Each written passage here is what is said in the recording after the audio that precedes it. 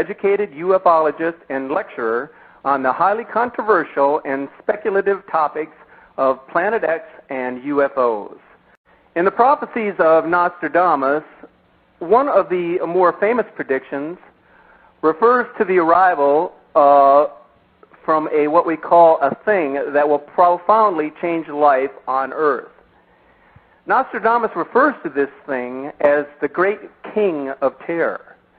Could Nostradamus have foreseen the coming of a celestial body that would wreak havoc here on Earth? Hopefully, we will get some definitive answers on just this and what is causing our Earth to leapfrog into a sudden tailspin. Our guest, Dr. Jason Rand, is a respected researcher and lecturer on the topic of UFOs. His contributions in the study and pursuit of extraterrestrial communications, research into UFO phenomena, cosmology, and his representing the United States at the first World UFO Congress in Tucson in 1991, earned him distinctive recognition and his doctorate from the Russian Academy of Sciences on December the 18th of 1992 in Moscow. Dr. Rand wrote a book in 2007 concerning a rogue planet, which some keen observers have reported as having a universally disturbing effect on our solar system and planet Earth in particular. The Return of Planet X is an educational, informational source examining all aspects of this controversial subject, including the record of X's ancient science of prophecy, its phantom astronomy, forbidden archaeology, and the signs of its approach. Welcome to our show, Jason. Thank you so much, and I really appreciate the opportunity to talk with your audience today. Thank you. In your book, The Return of Planet X, you explain the extreme dangers potentially posed by Planet X, which another name for it is wormwood. Now, I have personally been hearing many things about Planet X since I first became interested in the subject back at the beginning of 2003. But for those listening who may be hearing about the planet for the first time, I wonder if you could explain to all of us what exactly Planet X is and when did you first begin your research on this mystical planet? All right. First of all, let's define what a brown dwarf star is. A brown dwarf star is usually a smaller celestial body that is either a failed or an unignited fusion sun. Our sun is a fusion sun. It creates heat and energy, and that's what keeps us alive here on planet Earth. Now, we believe that, I'm going to jump back and forth here, but I'm going to answer all four questions in this one explanation. We believe that about 4.5 to 5 billion years ago, during the formation of our solar system, which we believe, according to our research and, of course, Sumerian technology and information and philosophy and sciences, all indicate that there were 12 planets originally formed in our solar system. 12, not the 9 we have. And that about 4.5 to 5 billion years ago, a very, very large errant object, possibly a huge asteroid, a gigantic asteroid, crashed into one of the 12 planets, which was called Marduk, according to Sumerian cosmology. Marduk. And when this collision occurred, Marduk shattered into billions of pieces, some very large, some much smaller, and most of the debris that came off of Marduk was what eventually formed, they believe, our asteroid belt. All right? Okay. All right, so far so good. Now, a large piece of this planet, this Marduk, apparently flew off into space, and it happened to collide head-on with this little baby sun, this unignited fusion sun, which was still in its infancy, as captured by the gravity of our sun, all right? And it hit it at such an angle that it knocked it completely out of its regular orbit. Okay, we have to jump for a second. All of the planets in our solar system rotate in a counterclockwise motion. Just envision that. In other words, all of the planets are circling the sun in a counterclockwise motion. So we're talking about an ecliptical plane then, right? Yes, Okay. exactly. And this particular body, when it was struck, was so impacted that it spun it out in an almost 180-degree trajectory, which then sent it on a clockwise motion around the sun rather than a counterclockwise. And that it hit it so hard that it knocked it into a very elongated, between 3,600 and 4,000 year orbit, way out into the deep reaches of space, way beyond Pluto, way, way out there, and then coming back and circling back.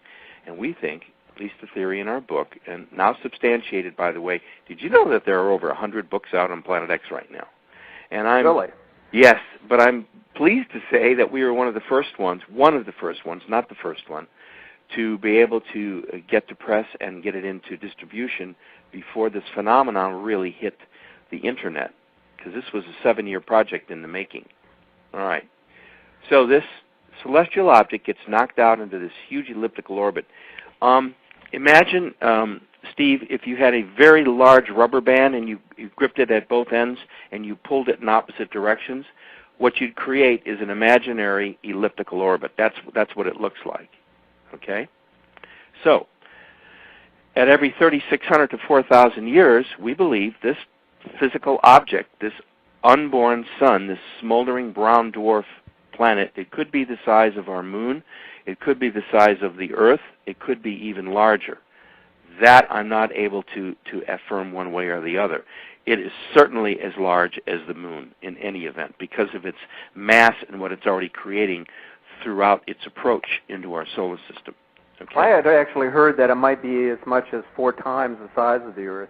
It could, yes. Its which would mass, put it in comparison with the planet Jupiter. Is that correct? Jupiter, yes, that is absolutely correct. I mean, that would be its extreme. I think it's somewhere in between. But let's go on back to its oncoming passage. Okay. All right. So we believe, according to the research in our book, and by the last time this object came through, at least according to the research that we did. By the way, we had to read 2,000 books over a period of 7 years. And I've referenced all those books with reference points throughout our book so that a person could go back and check the information. We found out that it's now believed that the last time Planet X, the object we're talking about, this brown dwarf star, this mystery object coming from space, the last time it came through, we believe, was in the year 1447 BCE, before the Common Era, which means before Christ. And it just happens to coincide with the Exodus, when Moses was leading the Israelites out of Egypt. They were in bondage for 400 years under Pharaoh. And that could very well explain a lot of the miracles that were attributed to Moses' rod. Remember when he threw it down and it turned into a serpent? Correct. Biblically? Okay. Yep. This would also explain the rivers turning the blood color because of the red dust, the skies turning red, the moon and the sun seemingly stopped, and there just happens to be that there was a huge volcanic eruption nearby, not too far, and also a huge earthquake. All of this occurred when Moses, they were like signs from God. Okay, now if we're right, it would also explain how the Red Sea parted. Because if it sloshed in its basin because of a large earthquake, wouldn't the water move to one side?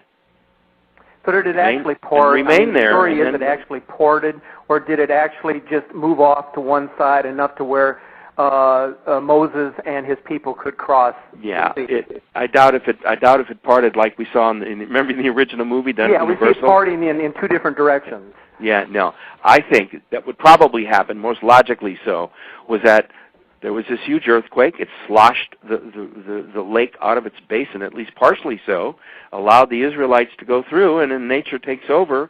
The planet, realigns herself, and the water comes back. I mean, that's the most logical explanation.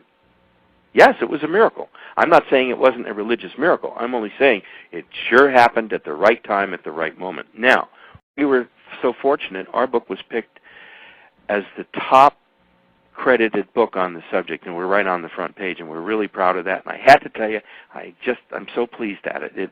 It came with great sacrifice because we've been giving our books to libraries and things like that, and now people are starting to call in. I've had requests from the White House and the Hoover Foundation and a whole bunch of other organizations. It's gratifying, and we thank you.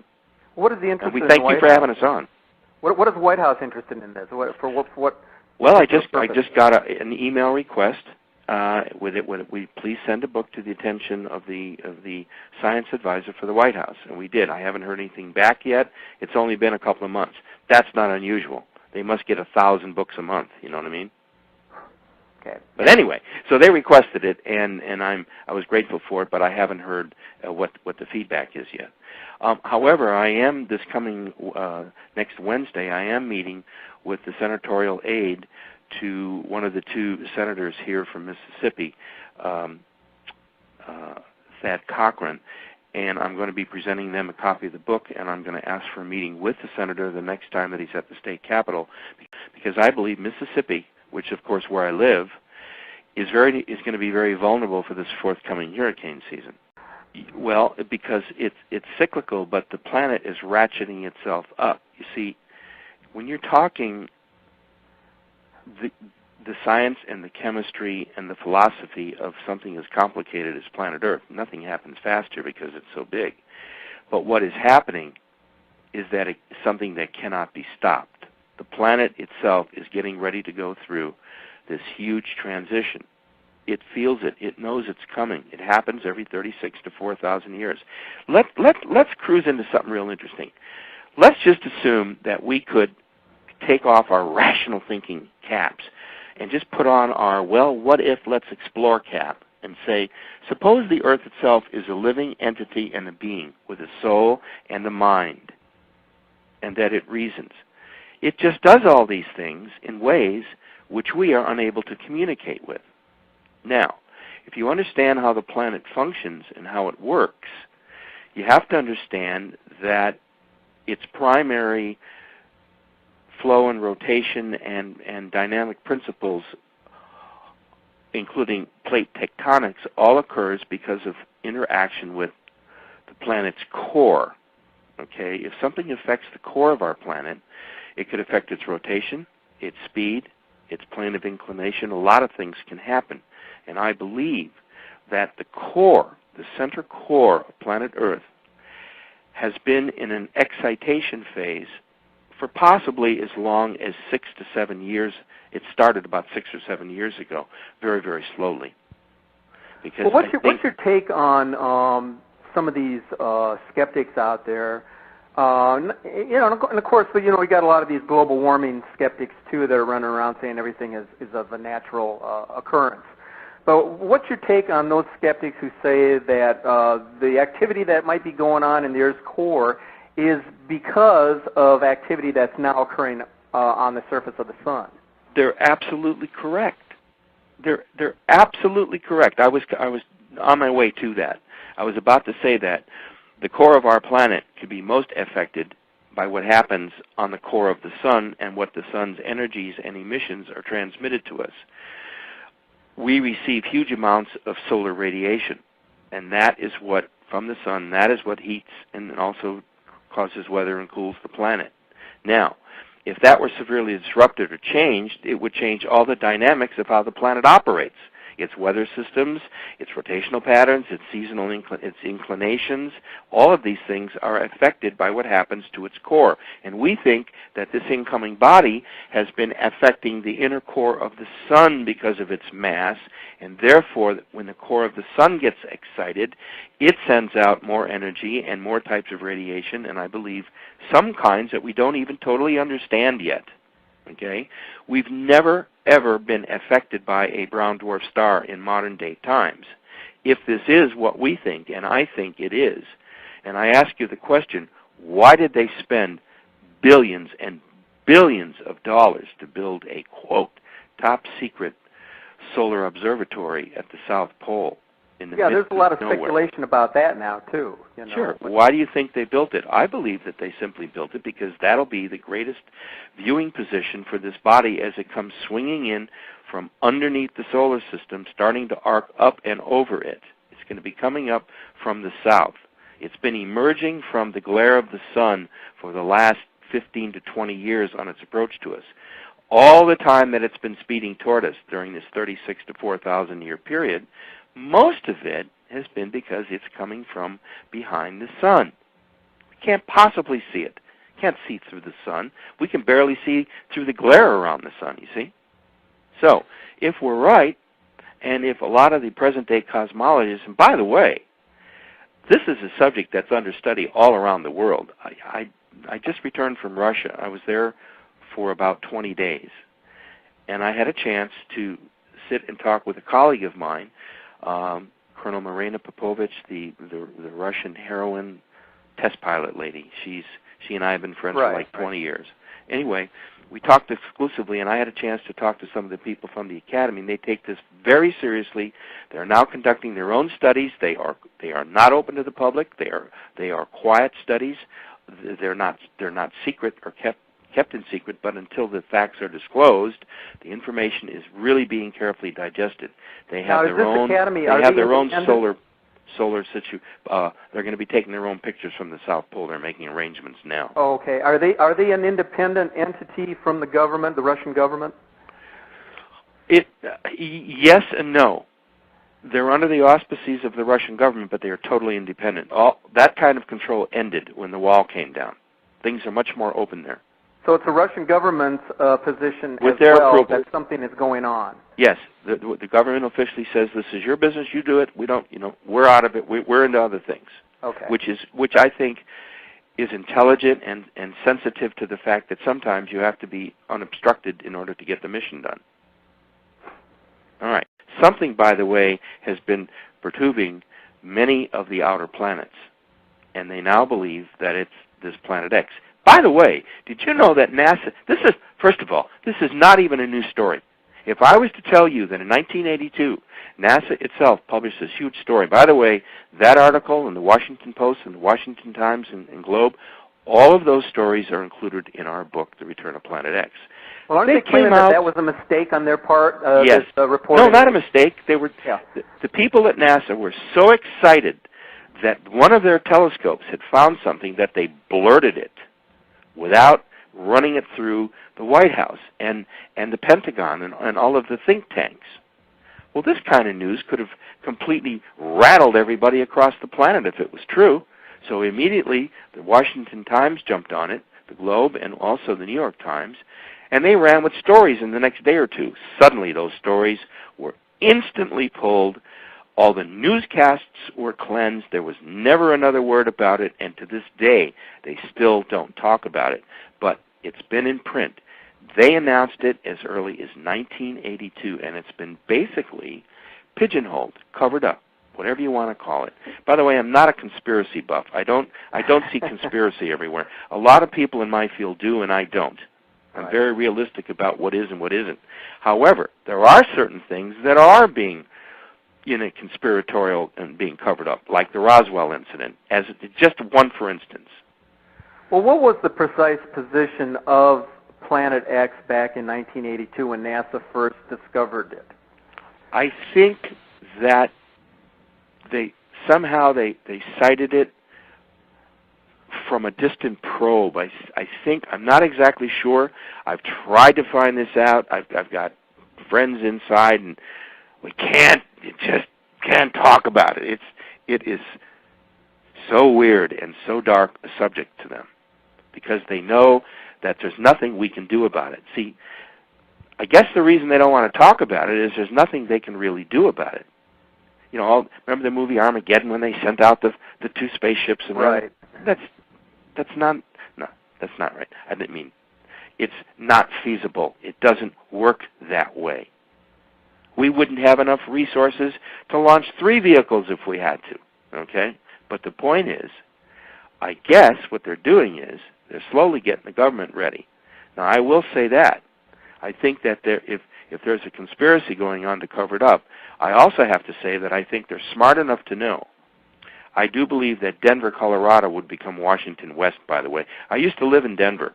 I really liked it there. I was there for about 3 years. Yeah, I believe there's some kind of underground facility there for the VIPs. Yes, And there's a whole government center built under the Capitol. They've been doing this very quietly. We have a U.S. Mint. I'm not there. They have a U.S. Mint. They have a world-class zoo. They have one of the most important airports ever built in the United States. That airport is far more than an airport. I really don't want to go into it because that should be the subject of another show for us, by the way. Okay. All right. They are preparing Denver for what I believe would be a rush to the west if something should devastate the East Coast. All right? Now, why would Denver be a safe haven for these people?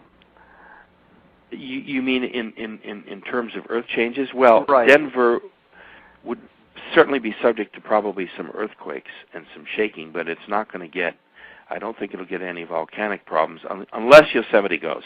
If Yosemite goes, you know about Yosemite, right? Yes.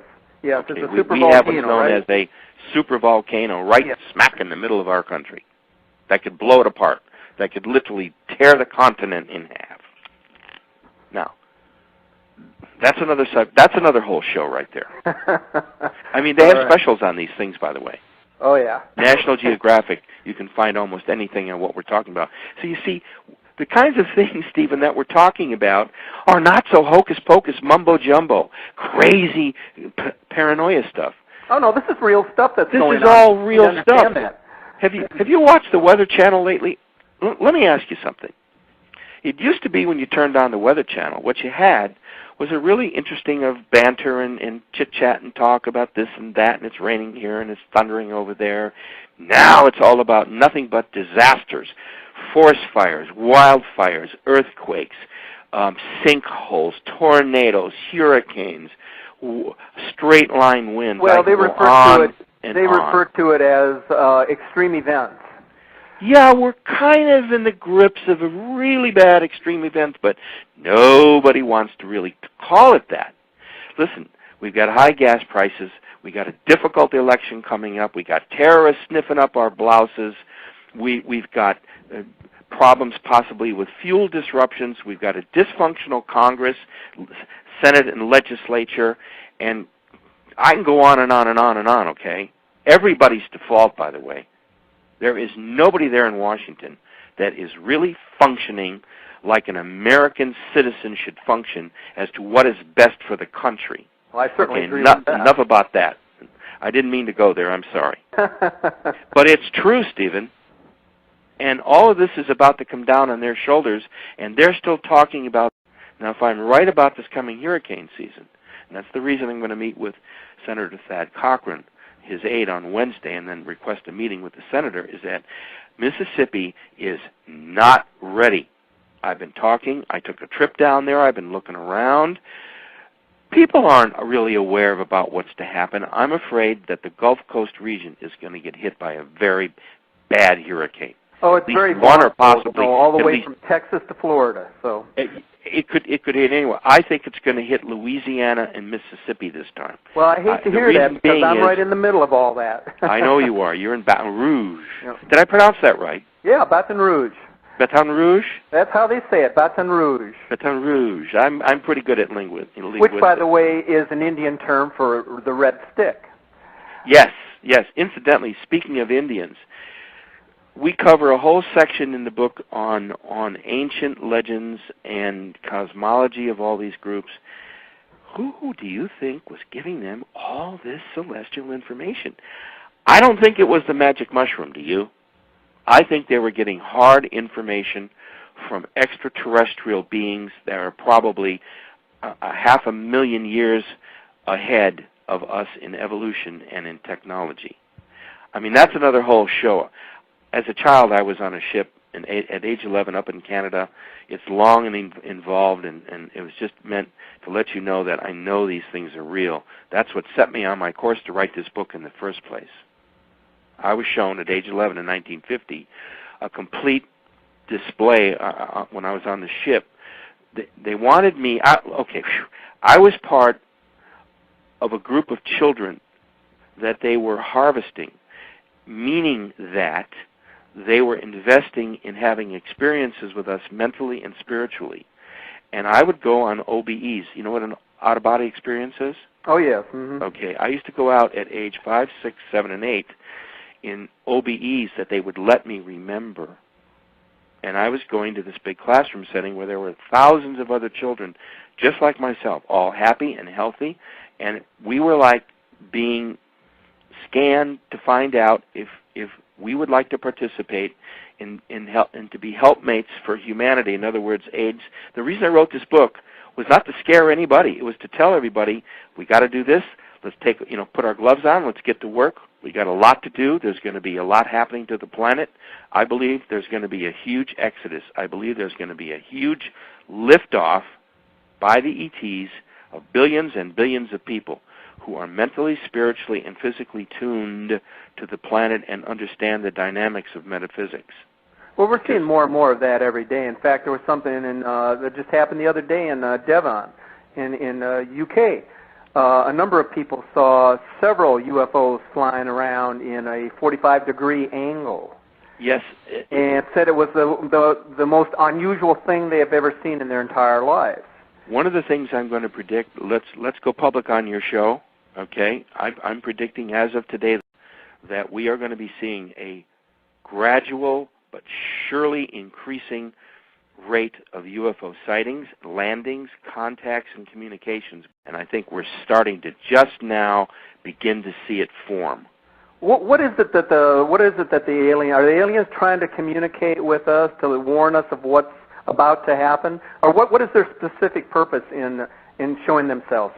All of the above. You hit right on it. The crop circle thing. If people really understood what crop circles are all about. Now, let's throw away the fakers and let's throw away the little guys that run around with broomsticks. Those are not what I'm talking about. If you really understand the phenomena, and if you've really had I've had a chance to look at the Russian evidence up close, and it is absolutely astounding. If you know anything about crop circle technology, which is another show. Here we go again. You know? Absolutely. All right. Everything's another show, correct? Absolutely. Well, do you realize the kind of ground you and I are covering in this time right now? I feel like I feel this. By the way, this is how I conduct a lot of my lectures. It's kind of free for all with the audience, and by the time we get rolling, the information starts coming as it's coming now. But let's go back to answering your question specifically about the ETs. Okay. Yes, of course they're communicating with us. They've never not been communicating with us. If you understand anything about the field of ufology, it's still considered to be very, very controversial. And you know what, Stephen? That's good, because that brings attention to it. But I think it's beginning now to become mainstream. I think one of the latest polls conducted, possibly Gallup, I'm not sure, something like overwhelmingly 68 to 75% of the population no more has any doubts about UFOs and ETs and flying saucers and all the movies and everything we know. And yes, of course, there's space people out there, and if they're here, so what? People are almost blasé to the fact. How much Star Trek can you absorb? Or Star Wars? Or Indiana Jones? The point of the matter is, the public is not stupid. The public has been seeing science fiction UFO movies since the early 1950s. Remember The Day the Earth Stood Still? Correct. With Klaatu. In fact, we were playing the music there just at the beginning of this show. Yes, you were. I just wanted to get that in. So let's give everybody a break, and let's just open the door and open the files and say, you know what? Did you know that the United States, Great Britain, New Zealand, Canada, and Australia, and a few of these other sober Western countries, they're the only ones that have secret UFO information files that haven't been opened. So I find that very ironic. And you know what? All of this? Whatever. What's the government's role in all of this? And what's going on over there at this Area 51? Area 50. Okay. Well, let's see. Okay, there's a couple of questions in one again. Okay, let's go at both questions with this explanation. Okay.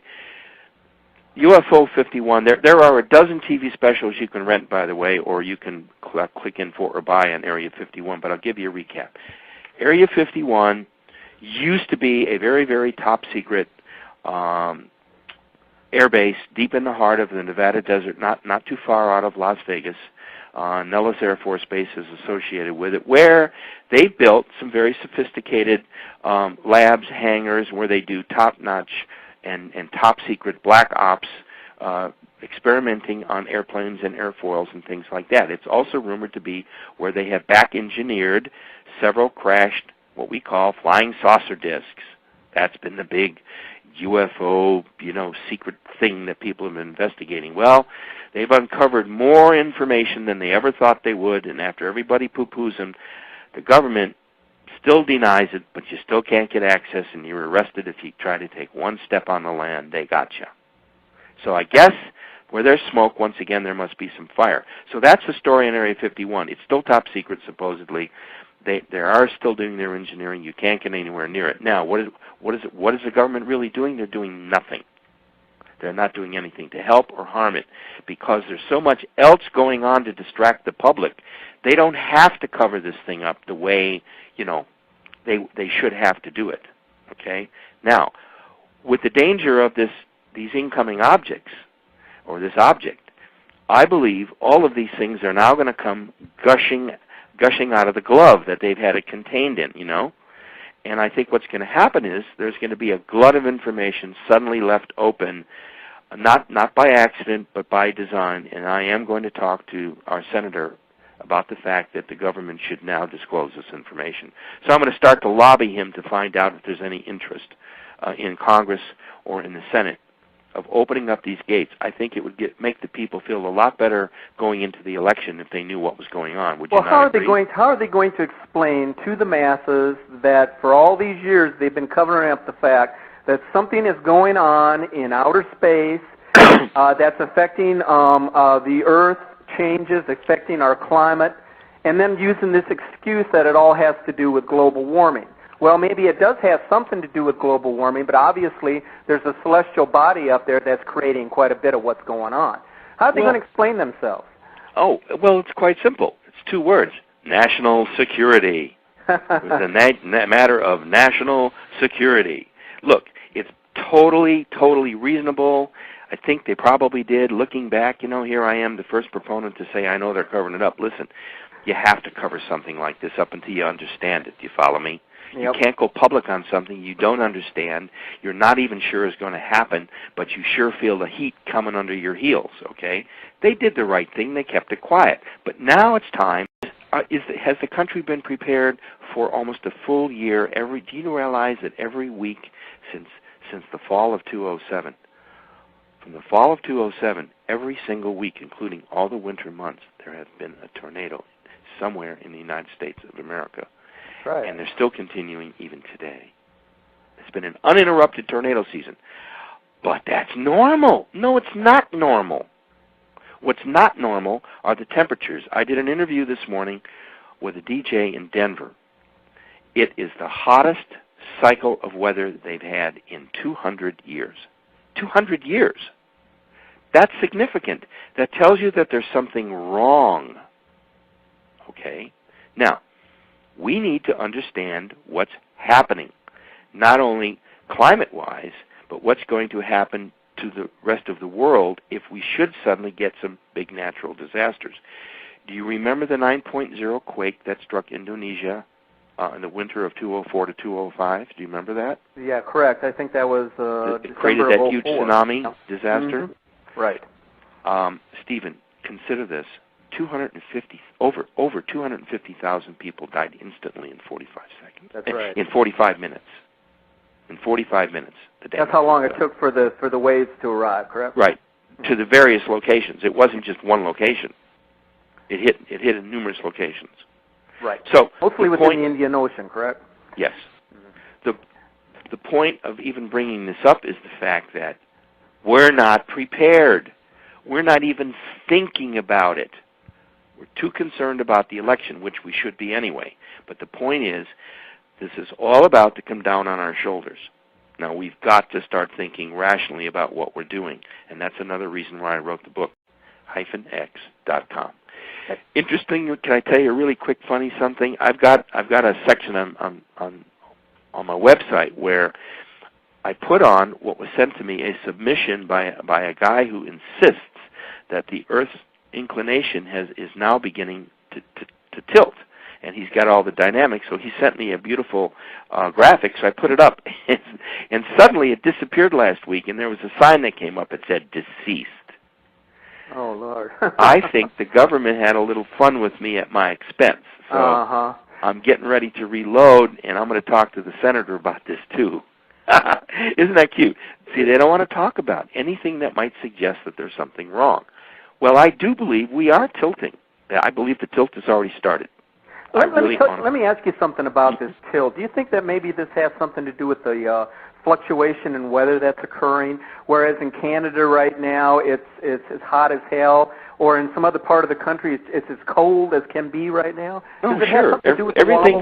Everything's tipsy-topsy-turvy. Nothing's working right. The inner core of our planet is being heated up and excited by the core of the sun. The sun itself is doing it.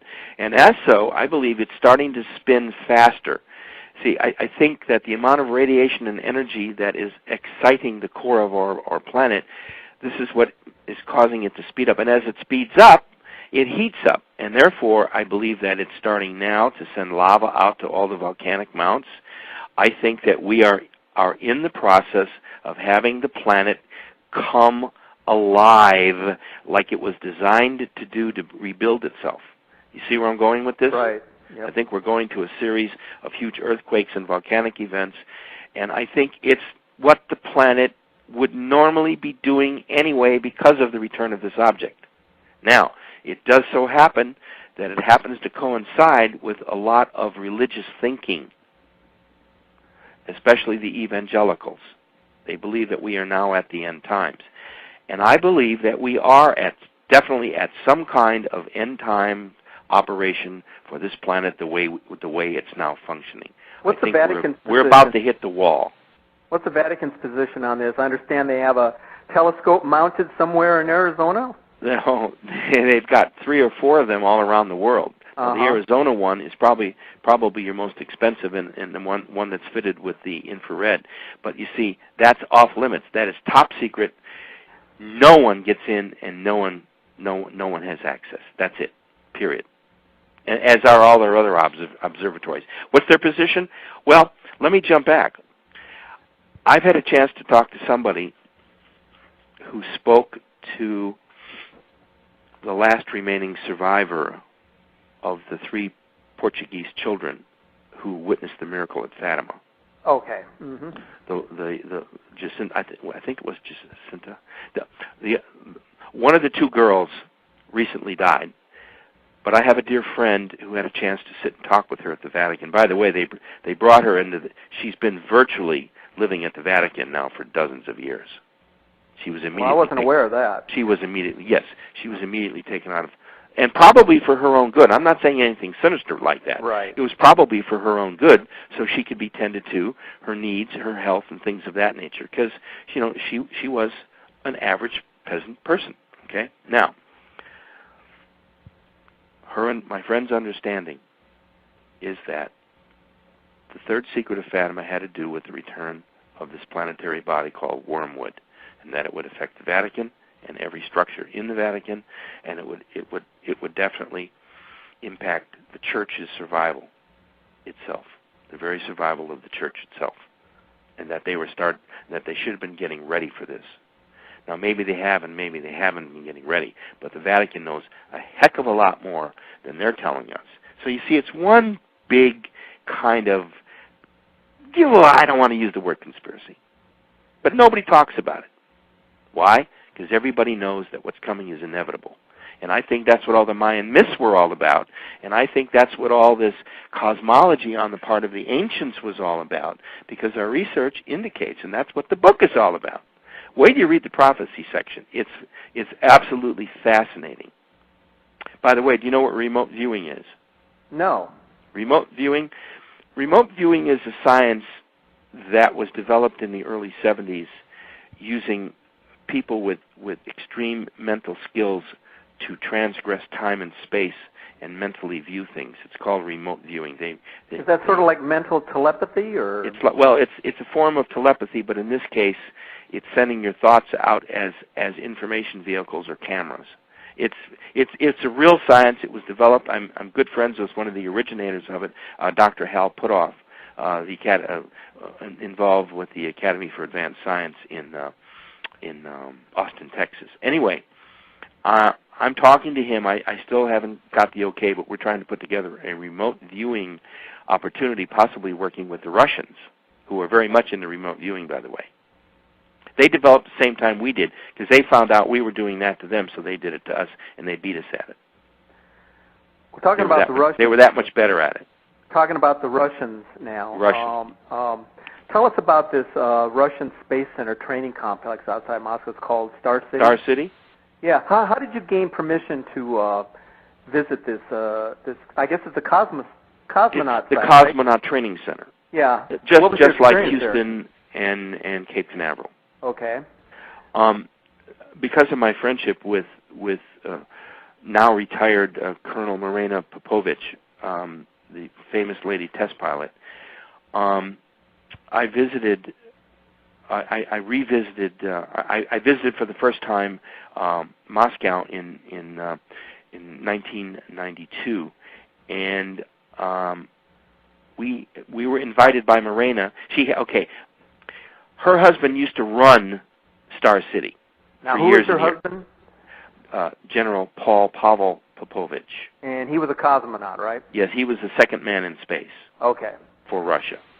And he ran that training center for a number of years, so they maintained a very nice apartment complex there, and she has it. That's her home when she's away, and Pavel has his, but it's in a different part of Star City. See, Star City is a vast complex carved out of the middle of a forest. It's at least, I think it's 80 to 90 miles away from Moscow. And the only way to get in, there's one highway in, one two-lane highway in, and one railroad in, and there's an airstrip, and that's it. So it's carved out of the forest for like 60 miles. All you see is a cut through the forest. Okay. So she invited us there. We spent the entire day, and we had dinner, and we had a chance to visit some of the facilities. I must tell you, it is one of the most fascinating places. Imagine being taken through Houston. They have the same kind of machines and same kind of equipment and the wet tanks and all of that kind of thing. So that's how I got a chance to visit there. And we were the guests of Morena, and it's something I will never forget. I couldn't take any pictures, though. I'm on a mission to educate the planet about what could be its greatest opportunity to get control of itself. Okay? The whole planet, not just the United States, not just Mexico, not just Canada. The entire planet is in for a rude shakening. I like that, a rude shakening. And it's going to be horrendous. I know what's happening now. We're seeing it every day. But are you going to say? Is it like the prophet, the passage in the Bible that says that everything will happen in increments, like a woman having a child? Yes. Is that the type of thing we're going to see, or is it going to happen quickly? We've already cracked the fifth seal. If you know anything about the Book of Revelation, by the way, have you ever read or tried to interpret or understand the Book of Revelation? As much as I can, but of course that's controversial. We go into great detail. We go into great detail in the book about it. Okay, now here's what I think is happening. I'm going to jump right into the Book of Revelation and talk about the fact that once you read up to the fifth seal, that's where we are at the present time. We're about ready to crack the sixth seal within the Book of Revelation. And I think that will be when Wormwood makes its first appearance. Then I think the sixth seal will have been opened. So I'm giving you what we think, based on biblical prophecy and research that we've done. Remember, we read 2,000 books. We have over 2,000 references in the text after each chapter, so that if someone wanted to go back and re-research what we did, we give you, the publisher, the page number, the IBID, all of the information for you to go back and check on our books. So, do you think that could have been the we mentioned at the beginning of the show the vision of Nostradamus back in the 15th century? Oh yes. In which he referred to a great monster in the sky. Of course, his date was 1999 in the 7th month, which some people have interpreted as the 9th month, actually, which would have been September. Mm-hmm. So he may have been off, a decade or so. But do you think that was his vision? Well, I think what happened, if you look back to that, give me that date again. His date was 1999, the 7th month. 7th. Well, that would have been July. Yeah. If it's the 7th month, it would have been July. Okay. Yeah, but in the interpretation of his quadrant, many people have referred to in the French language as the 7th month being actually the 9th month. The 9th month. Okay. Well, I think what would be interesting, and if anyone out there would like to take up this task, I would like them to go back to that month in 1999 and run some stats on was there a sudden uptick. I think that date represents the start correct of the decline cycle. I think that's what he was referring to, and it's being caused by what he said, the destroyer. Yes. Okay, I think he was right on. I don't think he was a decade off at all, because our research indicates the same thing. Since 1972, things have been going slightly askew. Since 1972, very, very gradually, through the 70s, through the 80s, and things started to uptick on the 90s, and now here we are into the 2000s. I think there'll be a gradual escalation of extremes on the planet, including weather and all these other things. And okay. Don't forget, by then, our election will have been over. Correct. And whatever the subsequent fallout of that election will greatly impact what's about to befall us. That's what I'm trying to say. Okay, well, see, I want to put that in perspective so that our listeners today can really understand what's going on. You don't need to convince me because I already know what's happening. But there's so many people out there that don't, and I think they're a little bit confused. So I just wanted to put that in perspective. Oh, absolutely. And here's the thing. Here's the thing. Anybody can go around afraid. Anybody can go around nervous and biting their nails.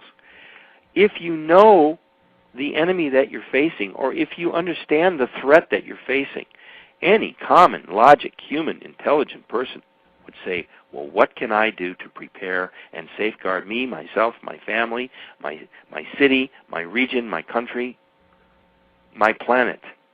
But we're not there yet, because that's what all the signs are pointing to. Right. I just heard them recapping again. Well, we're not sure, but sometime in the next 30 years. Oh, sure. Oh, sure. Oh, sure. If we're right about this so-called Planet X, this extra solar body coming through, you ain't going to have to wait 30 years.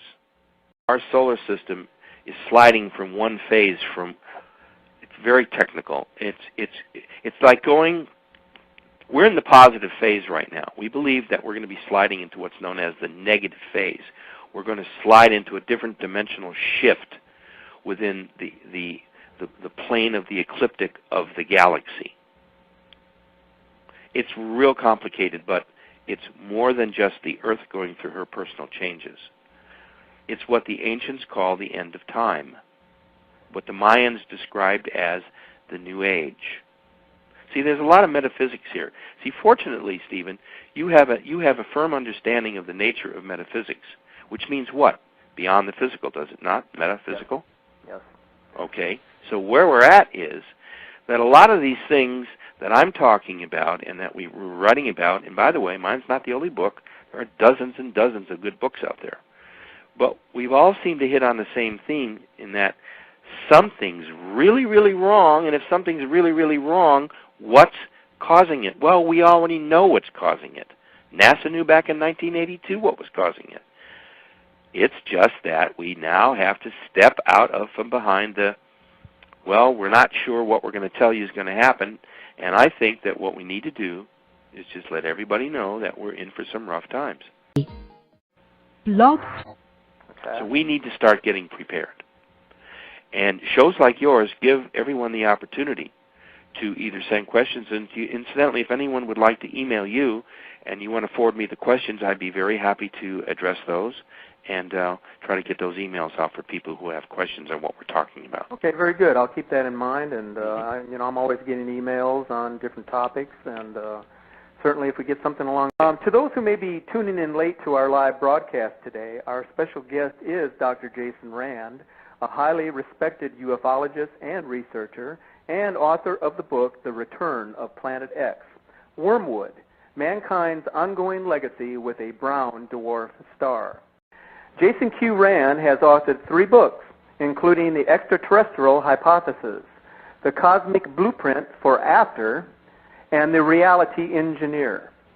Dr. Rand travels widely, establishing close ties with his fellow ufologists and paranormal researchers, especially in Russia, where Rand has close ties with Lieutenant Colonel Marina Popovich and her former husband, Army General Pavel Popovich, who both live in Moscow.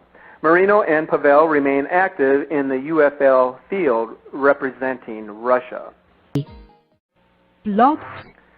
Jason, on the front cover of your book, in the word wormwood, what is Planet X's relationship to the biblical wormwood, as Revelation chapters 8 verses 11 describes? And why is it that important for each of us to understand in the cosmic realm of ancient prophecy, as described by the Mayan and the Sumerian civilizations, and with respect to the characterizations stated in your book? Now that's a mouthful there. Yeah, but it's real easy to explain because the subject is all unified. It's all about the same subject. Okay. Look. First of all, we believe that wormwood,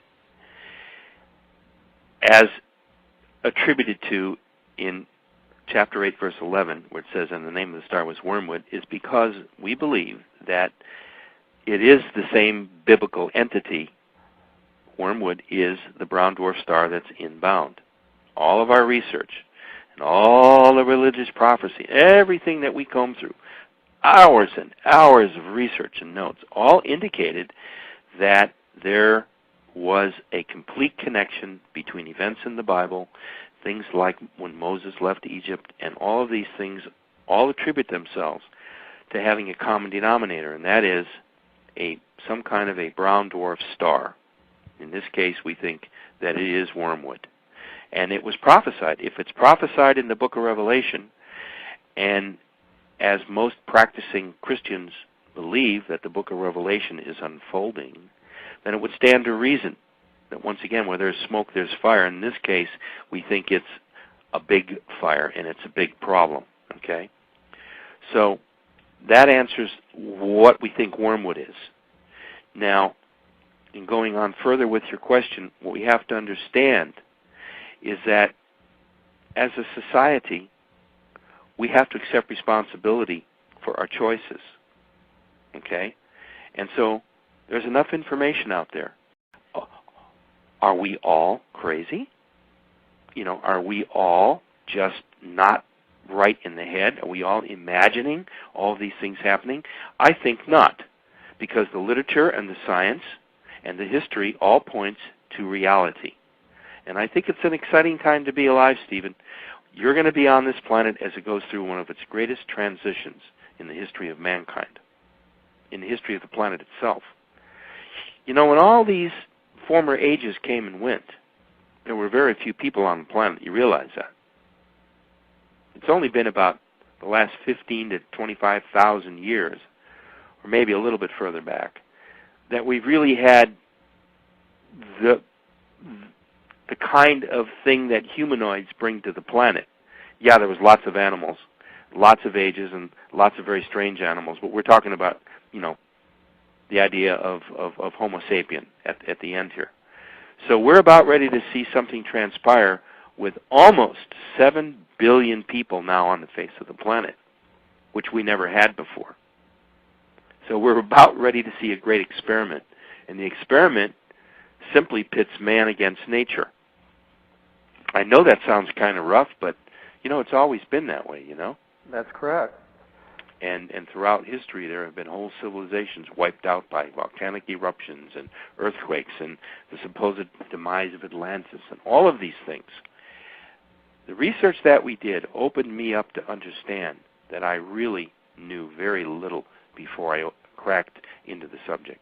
I mean, I had read lots of books on it, but, until I sat down and did the research myself, digging facts out, it was just absolutely frightening at how everything that was happening today points exactly to what happened before, with other civilizations and other time periods and other catastrophes.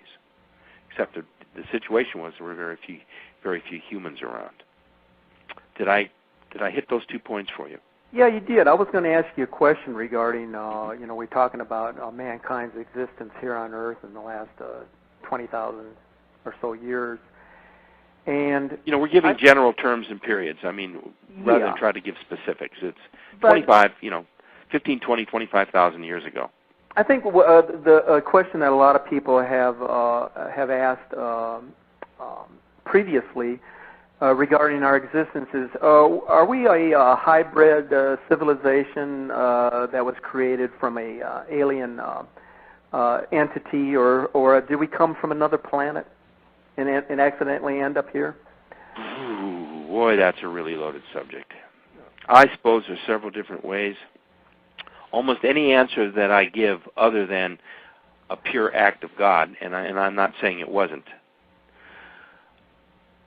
the mere fact that we've come through various periods and seemingly have advanced in different stages. I mean, we can't look back into a subject like anthropology and not understand exactly what went on with the evolution of mankind. Now, everybody argues, well, were we created or did we evolve? Well, anything that evolves has to be created, correct? That's correct. You can't. A life form can't evolve without somehow being created.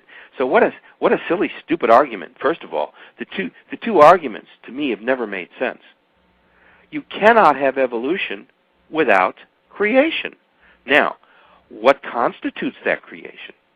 That's the subject, and that is the question. And when does creation begin?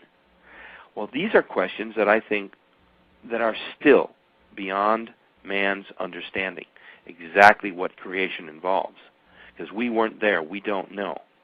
However, when it comes to mankind and humankind, I think it's safe to say that if we did evolve, we certainly had help along the way. Okay? My understanding from my UFO research indicates that there may be as many as 87 known identified extraterrestrial cultures and species out there, aside from what Star Trek showed us. Follow me? Okay. Now, if there are as many as 85 or 87 intelligent, functioning, super advanced cultures, races, and technologies than ours, we ain't so high. So we have a lot to learn and we have a lot to think about, okay? If they found a way to get here, which a lot of them seems that they have found a way to come to and fro, back and forth, we can't even get back to the moon comfortably at this point. You think it's true that there's probably some alien forms that are actually among the masses at this time? Oh, I believe that there are hybrids. I believe that there are ET entities. That was the subject of the Cosmic Blueprint for After, by the way, which is a treatise on human cosmic reality post-2012. I think that what we have is a variety, a myriad of extraterrestrial life forms that are capable of mingling with ours, just like your best science fiction movie. It's not that they take you over. They can assimilate almost any life form that they wish to reassimilate. They're that far ahead of us.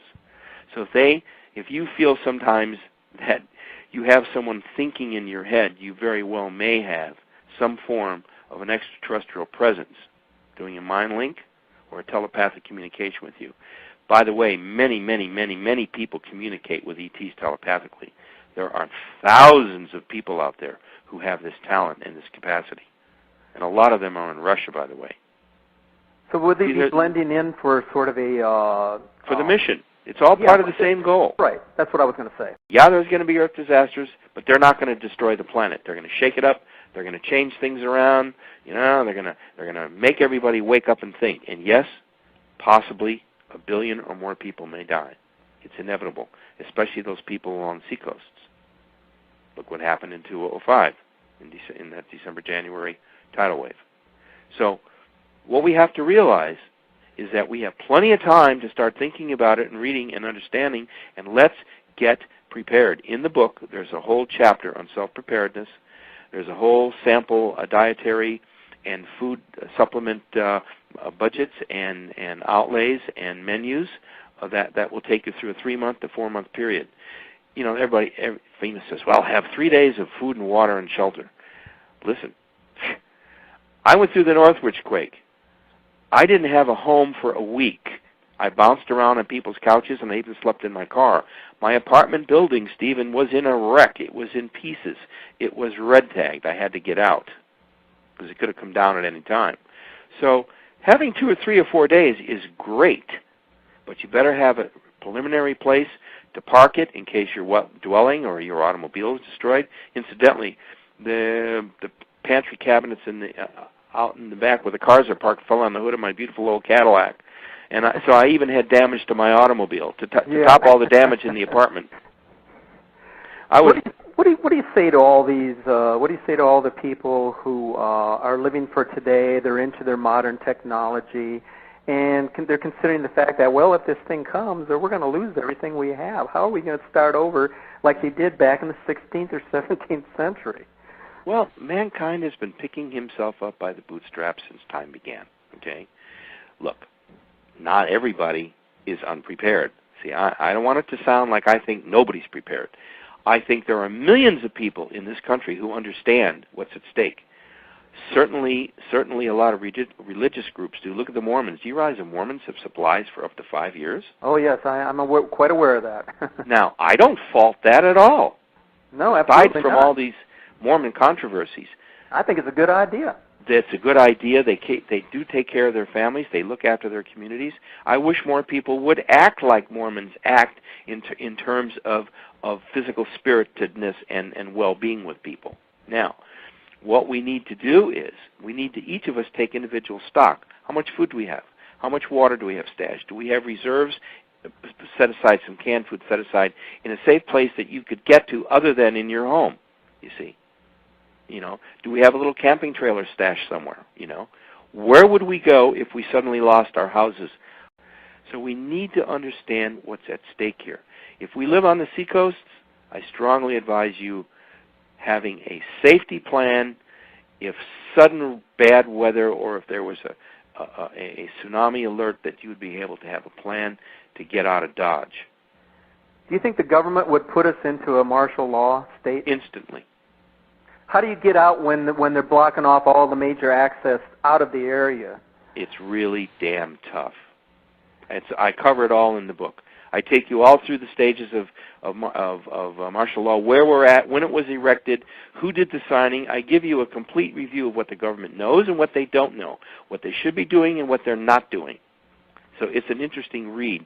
I think that's chapter 10 of your book, correct? Chapter 7. Oh, chapter 7. Okay. Government preparations. All right. Now, I want everybody to understand that there is no such thing as total destruction. There's going to be rough. There's going to be storms. There's going to be fires. There's going to be tornadoes. There's going to be earthquakes, and probably some volcanoes that go off. We have to figure out, be prepared. There are certain places that are safe. I cover this in the book. There are certain places that are kind of iffy. West Coast is kind of iffy. Portland, Northwest area, very iffy. Vancouver, very iffy. Why? It's part of the Ring of Fire. I worry about Japan very much. I very much worry about Japan. I worry about the Hawaiian Islands. Now, what about India? They may come up rather than down, yep. But even coming up can be very traumatic. Go ahead. India? Yeah. Oh, boy. All the third world countries and the newer democratic countries like India, I think they're going to suffer huge losses. A lot of their country is at sea level. I think all of Indonesia, all the island nations are going to be at stake. I fear for Great Britain. I fear for the eastern coast of Europe. I also fear for South America. And quite a bit In of fact, that. all the continents are going to be affected. Yep. If there's a huge global slippage and the crusts shift, the continents will shift.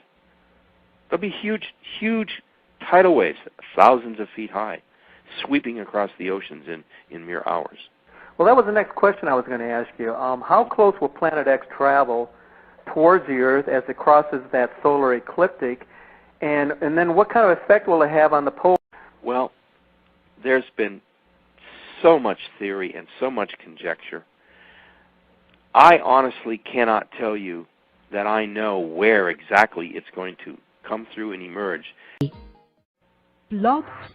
The worst could be that it could come in through the solar system in a clockwise motion against the flow of the planets, possibly coming through between the asteroid belt and Jupiter.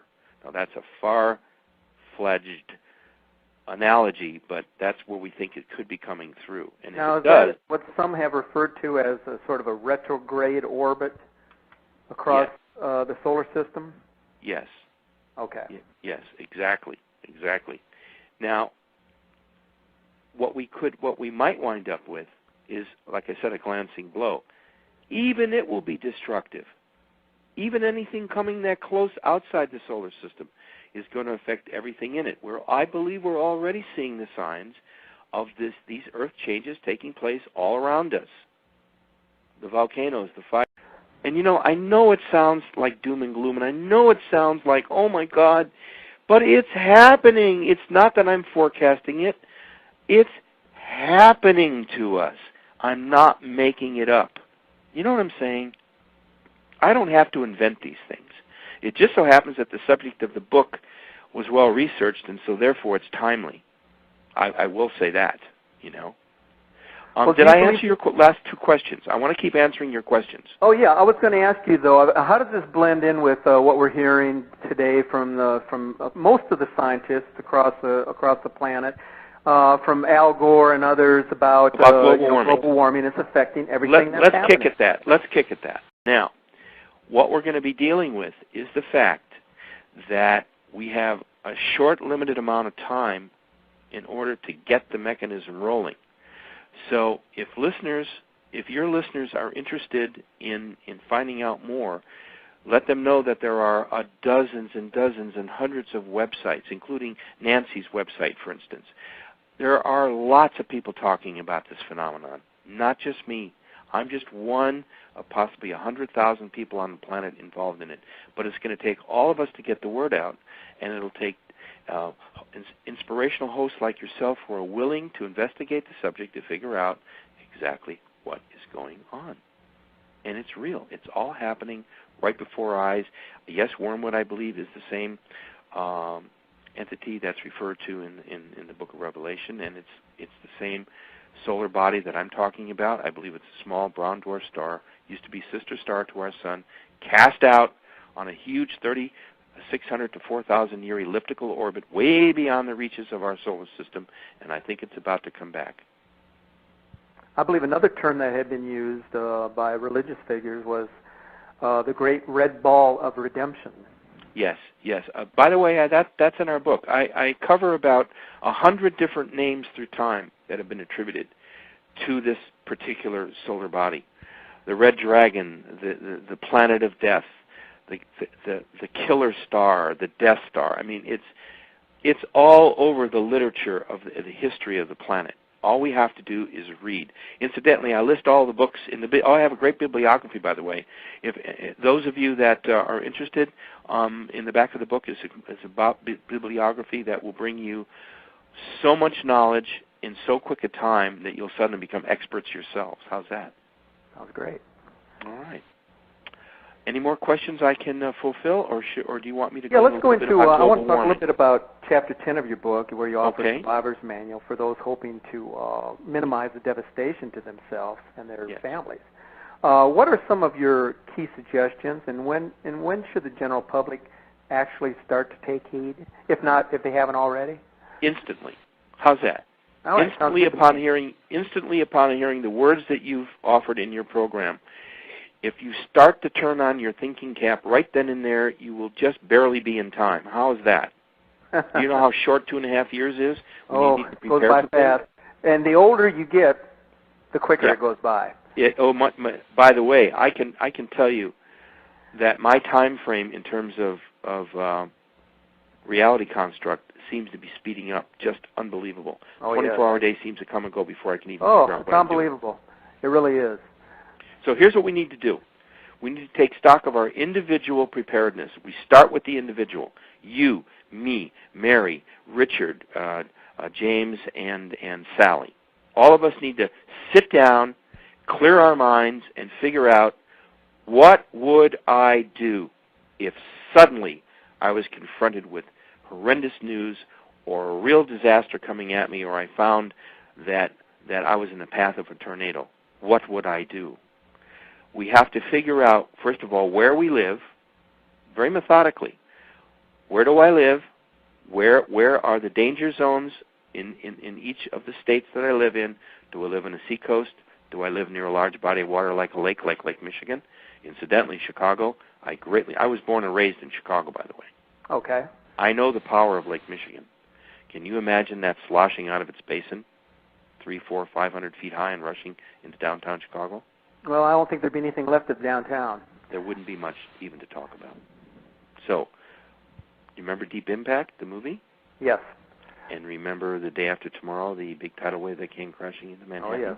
Okay, well, that's a possibility.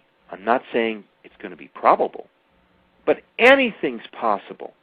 That's why these movies were made. By the way, these movies do more to hip the public and to get everyone's thinking cap on than you would ever imagine. Okay, now, we need to individually take stock. Where do I live?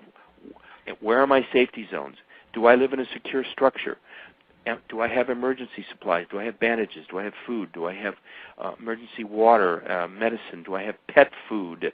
Do I have diapers for the baby? Do I have enough medicines for myself? And by the way, you should always keep a stash of coins, nickels, dimes, quarters, pennies, half dollars. These will become very valuable should the normal currency flow of the country be shut down. You'd have some. You follow me? Yes. Also, small bills, dollar bills and fives. Anything larger, you're a big target. You should have at least $400, $500, $600, $700. I know. Where do I get the extra money? Well, you pinch it. You pinch $5 here and $6 there, and you have change, and then you start to put some bills together, and they should be in a safe, secure, dry environment, possibly inside of 1 or 2 plastic bags. Why? You want to keep the elements away from the money and the coins. Okay. Medicine, enough for at least a month. Enough aspirin, bandages, antiseptic, some alcohol, iodine, things like that. First aid kit. General first aid kit. Yeah. And also get water purification tablets. Now, in the book, I tell you where to find all this stuff. There's a whole chapter devoted to a typical 3-month to 6-month hibernation period of what you would do if you were stuck in your house for 6 months. Now, I know it's not fun to talk about, Steve, but look what's happened to the midsection of this country over the last 12 months with just tornadoes alone. Correct. Even if those people were prepared, the tornado still took out their home. So we have to be prepared for whatever emergencies are coming. Now we're in the middle of a fierce firestorm season in California. Look what's happening to Yellowstone. Not Yellowstone. Yosemite? Yosemite. I'm sorry. Yeah. I meant to say Okay. Yosemite. Yeah. If you've ever been there, it's one of the most beautiful places on earth. It's awe-inspiring. It's jaw-dropping. I'd hate to lose it. But we have to be understanding that our planet is going through severe changes. Its weather patterns are all screwed up. The seasons are topsy-turvy. The currents in the oceans are being disturbed and changed. The water temperatures. Let's talk about global warming real quick. And we got 2 more minutes? Yeah, we got about 21 minutes left. All right, let's talk about global warming real quick, okay? Now, I'm not a global warming expert. I'm not Al Gore. I don't claim to be, but I have done a little bit of research on it. We have a 4-page spread in our book toward the back where we discuss global warming in earnest. We believe that there is such a thing called global warming. We don't disagree with the theory that there is this phenomenon going on, but what we disagree and what we beg to differ on are the causes of this phenomenon called global warming. Here's what we believe. We believe that the planet is heating up, partially because the core of the planet is heating up. And if you heat the core of the planet, don't you also heat the shell of the planet? Yes? Yes. Have to. And that shell connects to the surface sometimes under the sea, where the crust of the Earth is met by the floor of the sea. Well, that radiates heat up through the water, doesn't it? Of course it does. You ever boiled an egg? You put the gas on or the electricity, and it heats the pan heats the water, and it cooks the egg. Okay. We believe that global warming is being caused probably at least 40 to 50%, which means a 50% increase in the global warming capacity because of the Earth itself. Nothing to do with CO2, nothing to do with mankind. Although we're contributing greatly to the problem, don't get me wrong, mankind is not the sole cause. We also believe that the Ring of Fire is about ready to explode. You know what the Ring of Fire is? Yes. Okay. Now, it's transglobal. It cuts across almost 3 separate oceans. If the Ring of Fire goes, the game is up. It's over. If the Ring of Fire volcanoes explode, even if only 3 or 4 explode, it could cause us a terrible global we're already cooling seeing period. a lot of activity in the Ring of Fire, especially in Indonesia and Yes. some of those islands in the South Pacific. All the Ring of Fire volcanoes are starting to pop. They're starting to shake. They're starting to shimmer. They're starting to power up, because I believe that the core of the planet is injecting, because it's heating up, it's causing more magma flow. Now, there are thousands and thousands of small little baby undersea volcanoes at the base of these big volcanoes that are undersea. Like Kilauea, do you realize how massive the base of Kilauea is? Oh, it's tremendous. Mm-hmm. Several hundred miles in circumference. Yep. Several hundred miles in circumference. And we're seeing more increased lava flow there. Yes, Mauna Loa has been one of the most active volcanoes in modern times. In fact, it's never stopped flowing in recent times. Now, if this is any precursor to what we're to expect, Steve, we're about ready to experience another level of volcanic activity on the planet. Now, if all these little baby volcanoes are in fact venting under the sea, we must know about them. Come on, we've got sensors all over the planet for volcanic eruptions undersea. Why aren't we talking about it? Why aren't we really talking about the causes that may be causing global warming? Okay? I think that the oceans are warming because of the heating up of the oceans from volcanoes and the crust underneath the lava pots. And this would be letting off a lot of methane gas, is that correct? Absolutely, which then contributes to another problem in the atmosphere. You see, it's multi-lethal no matter how we look at it. And so I what do you think say? What do you say to the reason. United Nations then, who keeps insisting that it's mankind who's to blame for what's happening here on Earth now? Because it's been misunderstood and overlooked and mishandled for so long that there is no escape now. So what are they going to do? Does the United Nations ever take responsibility for anything that goes wrong? Not really. It's always somebody else's fault. Haven't you noticed that? Yes. The very officials that run the United Nations are questionable. We don't want to go there, though, right now, do we? That's not the focus of our thing. Suffice to say, the United Nations has got to get its head screwed on right. It's got to come clean with the public as well. It has to act as a united body for the protection of the planet. If not, then disband it and get rid of it. It's of no value. What they need to do is understand that the whole world right now is threatened. This goes way beyond national borders. Okay? And if you're right about your thoughts and your ideas and helping to get the information out, you are in fact involved in this mission in your own way and in your own mode of operation. And for that, I'm very grateful to you.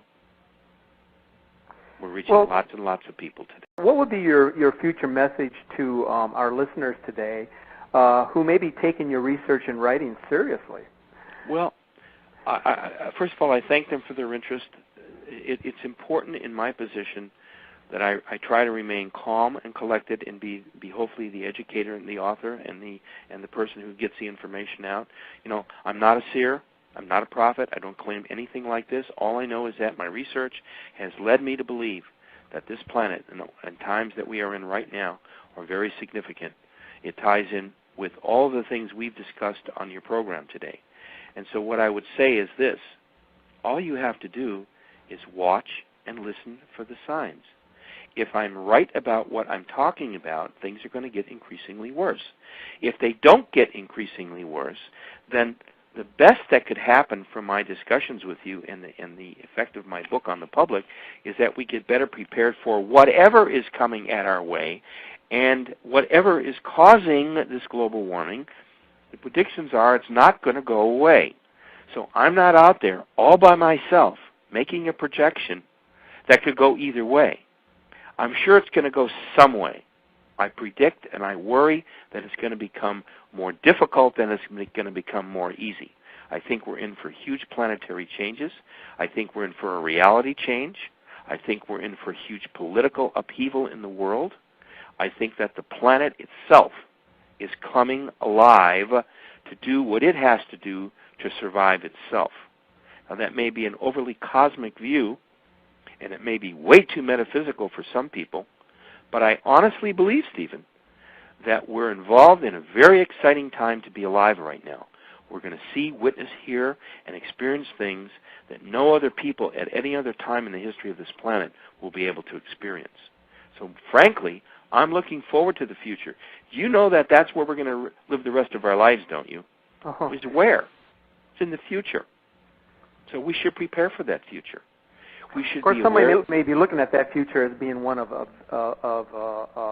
inconsistency, a very bleak outlook on life's prospects. But living how you look at living without the computer and the TV. How can people do this?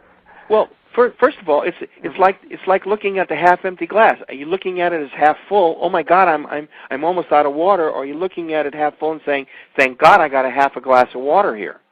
It's how we perceive the future. It's how we perceive these forthcoming earth changes. Look, we know something's wrong. We know something is definitely wrong with not only the psychology of the human psychology of the planet, its survival techniques, its preparedness, its weather. Look, we're governed by the weather. Whether we like it or not, we are prisoners of our environment. We can try to shape the weather, but we can't control it. But the so skeptics, if we understand that there's the something skeptics wrong, are out there telling us, oh no, it's all just a natural cycle. Something it is that a natural happens cycle. Every 1,000 years. It is, yes, it is a natural cycle, and you've hit it. Yes, it's about every 36 to 4,000 years. We believe that this particular cycle comes back with vengeance. That's why in the book we talk about the fact that there are whole periods that mankind seems to drop out of itself, that it has to kind of get back up and shake itself back together again. We've seen this time and time and time again throughout history. And that goes back to this whole business of whether ETs are involved or not. I believe that as each one of these terrible time periods have come and gone, that we have had extraterrestrial help. The quote, the Noah's Ark of the heavens, okay? Coming down. I do believe that they're collecting animal life right now. I strongly believe that that there is a whole system of ET involvement where great, huge things called motherships are beginning to collect animal species to protect them and bring them back when the planet settles down. I think that all these things are real. Now, a lot of your listeners may say, wow, this guy's really, really out there. Well, it comes from reading books. It comes from giving lectures. It comes from visiting Russia and talking with former cosmonauts and having a chance to write and research. My own personal library, I've got over 3,000 books. I love my books. If people like to read, they're going to love reading The Return of Planet X. And incidentally, books like mine will continue to sell for a long time because the subject in my book is racing headlong to meet the future. And I mentioned earlier that we are going to be products of the future, by the way. What our understanding is of who we are and our ability to survive in a rapidly plummeting world will tell us who we are experientially. And metaphysically, we will be able to sustain ourselves. I want to ask you really quick, if we can. We got like 6 minutes left, but I wanted to ask you this question. What is your advice for those in the listening audience who believe that they themselves may have experienced a UFO sighting or a close encounter with an alien being or both? Well, I'm so grateful that you brought that subject up, because it can be a touchy subject for some people, you know. Look, if you had an experience that you honestly believe in your heart that you did experience, that you can either remember or you can write details down, if you yourself are individually convinced that you saw a valid sighting of an object in the sky, you know, flying saucers are all different shapes and sizes. There's wedge shapes, there's boomerangs, there's the round ones, there's the oblong ones. If you think you've had a sighting and you firmly, honestly believe it at your core, then you probably have had a sighting. You probably, honestly, have had a real-life sighting. If you think you've had visual contact with an ET, or been near it, or saw fleeting glimpses of it, or actually communicated with one, well, then I don't have to convince you that your experience was real. You should know. Now, if you think you've had one of these, what you can do is, before you go to sleep at night, it's good exercise. You know, say your prayers. You know, bless me, dear Lord, and all the good stuff, and then lay back and clear your mind. And in your mind, you ask to remember your dreams and your experiences that you will be having now. That you consciously program your mind, metaphysically, to program and save these memories so that you can replay them in the morning. You will be surprised at the wealth of information that you will start to either remember or become for the first time consciously aware of when you come out of the sleep state. We call it the dream state, by the way. So you have to rely on yourself, and you have to trust yourself. And if you're not sure of something and you need to seek information, go to the internet, go to the library, research the information. There's so much information, Stephen, out there right now that there's no reason why anyone should be afraid of these subjects or not understand them or feel that they can't interact with them. That's what these spiritual presences are, and that's what the ET culture is all about. They are beyond us physically. They are in other dimensions. And what we have to do is learn how to communicate with them. Now, they can take physical form, and they do have physical form, and they can be here, and they probably are here. And like we said earlier, yes, I do believe that our human species has been cultivated, and I believe that it has been altered and changed and enhanced. I believe that there are half-breds walking around.